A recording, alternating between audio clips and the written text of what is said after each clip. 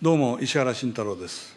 今日はね、弱腰外交、今の政治家は金魚がついとらんのかという話をしようじゃないか。日本の政治へのコメントを聞いてるとね、遺憾であります、極めて遺憾であります。この2つしか日本語を知らんのかと疑いたくなる。教科書に載ってるのは、国語じゃなくて遺憾語か、外交聖書だのなんだの立派な冊子は作るが、中身はみんな仲良く、法の支配大事にしましょうだ。きれい事は結構。ただし、殴られながら話し合いましょうと笑ってるやつは、ただの間抜けだよ。台湾有事は、日本の存立危機事態になり得る、なんて当たり前のことを総理が言ったぐらいで、強硬すぎると騒ぐ連中がいる。あれで強硬なら、世界の半分の国はみんな強権だ。あれはやっと普通、ゼロ地点に立っただけだよ。本来ならそこで終わりじゃなくて、だからこういう線を越えたらこういう手を打つと具体的に言わなきゃいけない。そこが抜けてるから、相手から見れば、また日本は口だけかと侮られる。俺は都知事の頃、尖閣を東京都で買うと言って、実際に寄付も集めた。国がもたもたしてやらないなら、都がやると。あれぐらいやらないと、主権なんて伝わらないんだよ。今の政治家はどうだ。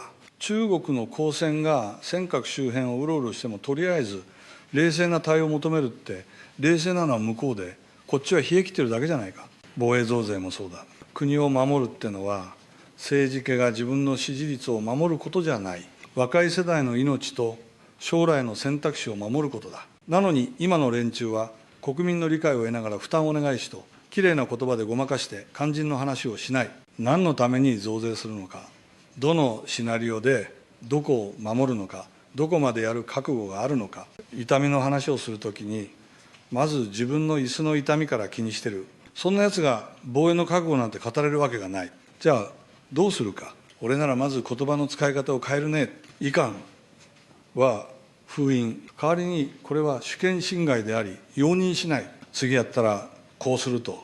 選択肢を一つか二つ具体的に言う。海保と自衛隊の運用もグレーゾーンのままにしておかず、ここから先は自衛隊が出ると線を引いて、堂々という嫌われる勇気がない外交は単なるお付き合い、接待外交だよ。それからアメリカとの関係だ。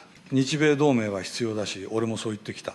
だが同盟っていうのはイコールの関係で、やっと対等に近づく。今の日本はどうだ。アメリカの顔色を伺いながら中国に気を使う、世界でも珍しい二重元請け国家みたいになって、属国根性のってやつだと。同盟国には言うことは言う。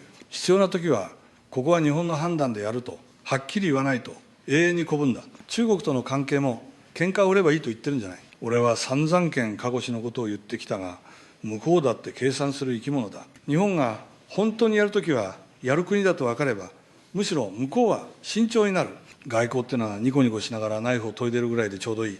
今の日本はナイフを持ってるふりをして、実はバターナイフしか握ってない。視聴者のあんたらに言いたいのは、弱腰外交を笑い話にして済ませるなということだ。政治家が金脈ついてないのは、ある意味で国民がそれを求めてこなかったツケでもある。きつい言葉を言うやつ、リスクを取るやつを危ない怖いで切り捨て、当たり障りのない役人みたいな政治家ばかり選んできた。その結果がいまだ。必要なのは喧嘩っ早いだけのタカ派じゃない。自分のキャリアや次の選挙より国の筋を通すことを優先できるやつだ。嫌われることを恐れない政治家。国益のためなら自分の政治生命くらい平気で燃やしてみせる、そういう人間だよ。申し訳ないが、今の永田町を見渡すと、そういうやつは数えるほどしかいない。結論を言おう。弱腰外交をやってるうちは、日本は永遠に便利な ATM か、クレームを言わない隣人で終わる。金太がついてるかどうかはね、声の大きさや軍事力の多さじゃない。ここ一線だけは絶対に譲らない。その線を自分の言葉で国民に示せるかどうかだ。そこから先は政治史の問題じゃなくて、あんたら有権者の覚悟の問題でもある。さあ、近畿がついてないのは政治家だけか、それともこの国全体か、そこを一度冷静に考えてみたらいい。